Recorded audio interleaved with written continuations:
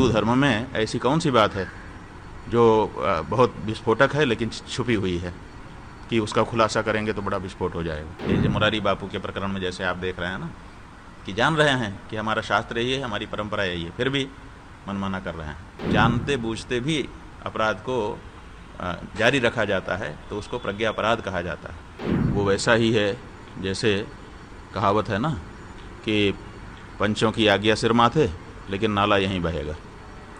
क्षमा का मतलब क्या है? क्षमा का मतलब है कि हमको अनुभव हो गया कि हमसे गलत हो रहा था, अब हम इसको सुधार ले रहे हैं।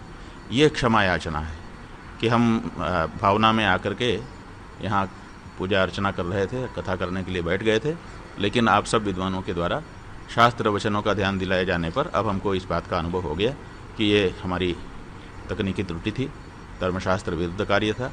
अब हम कथा यहीं पर विराम दे रहे हैं, जब शुद्ध होंगे फिर कथा करेंगे। ऐसा अगर वो करते तब तो हम मानते कि वो कथा कर रहे हैं, लेकिन एक तो उन्होंने कथा जारी रखा है।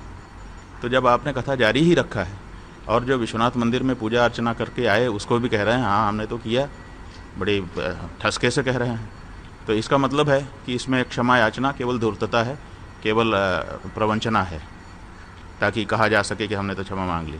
और क्षमा मांगी उसी समय कैसे कह रहे हैं कि हमारे पास भी शास्त्र है और हम खुलासा कर देंगे। हिंदू धर्म में ऐसी कौन सी बात है जो बहुत विस्फोटक है लेकिन छुपी हुई है कि उसका खुलासा करेंगे तो बड़ा विस्फोट हो जाएगा?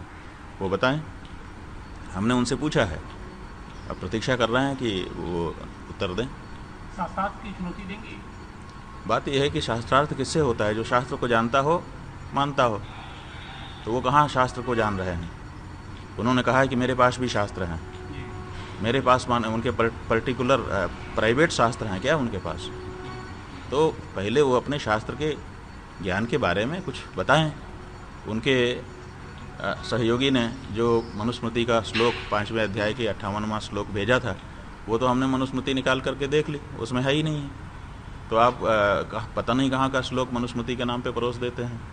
तो उनकी शास्त्र ज्ञान की बात क्या है? शास्त्रार्थ उससे होता है जिसकी शास्त्र में प्रवेश, जिसका शास्त्र में प्रवेश हो। लाखों अनुयायी हैं, इसीलिए तो हम लोगों को क्यों बोलना पड़ता है? हम लोगों को बोलना इसीलिए पड़ रहा है कि इसका प्रभाव सनातनी समाज में जाता है। सनातन समाज के लोग वैसे ही पाश्चात्य संस्कृति से प्रभावित हैं, अब वो अशुचि वगैरह व्यवस्था को नहीं मानना चाहते हैं। अब अगर इस तरह के लोग आगे आकर के और इस तरह का व्यवहार करेंगे तो लोग तो इसी को प्रमाण मान करके कहेंगे हम भी ऐसा ही करेंगे। तो फिर मुसलमानों में और हिंदुओं में क्या भेद रह जाएगा? उनके यहाँ सूतक नहीं होता, हमारे यहाँ भी सूतक नहीं होगा, तो फिर दोनों का एक ही कार्य हो जाएगा। फिर काहे का धर्मांतरण और काहे का वैशिष्ट्य। गुरुजी, मुरारी बापू ही नहीं बल्कि बागेश्वर धाम का भी एक जो धर्माचार्य हैं, संत हैं लोग। अब इसमें हम कुछ नहीं कहेंगे। देखिए, हमारा ये कहना है, ठीक है, हमारा ये कहना है कि इनके अनुयायी लोग अगर कोई कीमती चीज़ इनको दे देते हैं तो उसको धारण कर लिया होगा। खरीदा ही है, पैसे का ही दुरुपयोग कर रहे हैं, अभी तो ये प्रमाण नहीं आया है।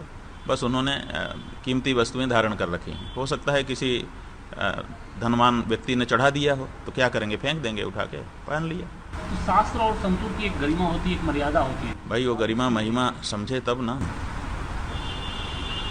उनको चाहिए कि जिस परिस्थिति में है उसके अनुसार इस बात का ध्यान रखें कि लोग इसका गलत अर्थ लगा सकते हैं, लेकिन अगर वो नहीं लगा रहे हैं तो केवल कीमती वस्तु उन्होंने पहन ली है, इतने मात्र से हमको दोषी उनको नहीं कह सकेंगे। लेकिन देश में भी पहने, विदेश जाने पर ही पहन के जाना, ये एक तरह से दिखावा हमको लगता है कि अब भाई अब क्या कहा जा सकता है।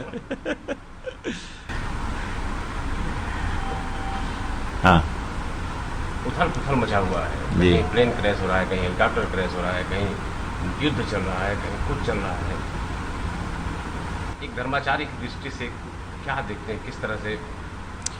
देखिए, हमारे यहाँ धर्मशास्त्र में कहा गया है कि जब प्रज्ञा अपराध होने लगता है तो इस तरह की समस्याएं आती हैं। प्रज्ञा अपराध का मतलब है कि हम जानते हैं कि ये गलत है, फिर भी हम करते हैं। ये मुरारी बापू के प्रकरण में जैसे आप देख रहे हैं ना, कि जान रहे हैं कि हमारा शास्त्र यही है, हमारी परंपरा यही है, फिर भी मनमाना कर रहे हैं। तो ऐसे ही दूसरे मामलों में दूसरे लोग भी कर रहे हैं, मनमानापन बढ़ता चला जा रहा है। तो जब जानते बूझते भी अपराध को जारी रखा जाता है तो उसको प्रज्ञा अपराध कहा जाता है। और जब प्रज्ञा अपराध बढ़ता है तो पूरी दुनिया में इसी तरह से समस्याएं आने शुरू हो जाती हैं और धीरे धीरे बढ़ती हैं और बढ़ करके फिर दुनिया नाश की ओर पहुंचने लग जाती है। क्या